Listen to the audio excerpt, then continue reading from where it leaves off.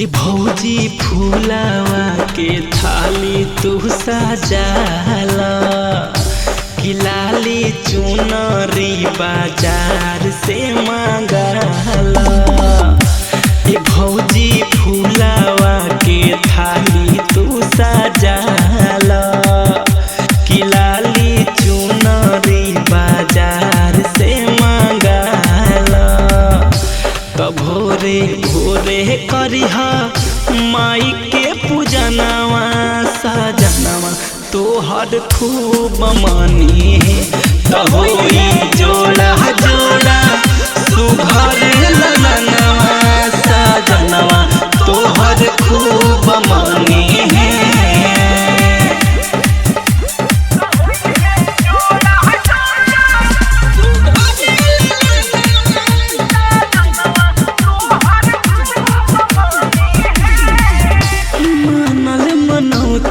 तोहार होई सब पूरा कवनो भी सपना नहीं रहे अधूरा।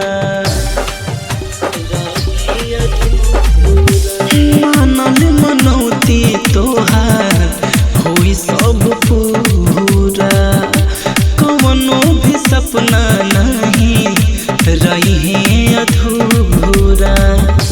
तो मिली जाई तोहके सुख के खजनवा सजनवा तोहर खूब मानी तो हुई है जोड़ा जोड़ा सुघर ललनवा सजनवा तोहर खूब मानी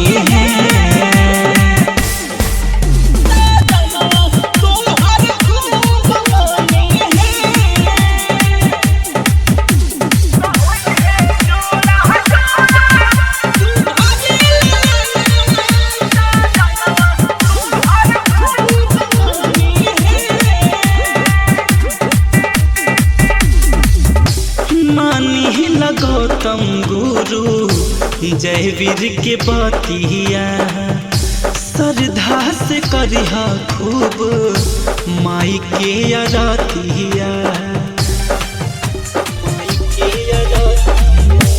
मानी गौतम गुरु गोलू के बतिया श्रद्धा से करिहा भौजी माई के अरतिया।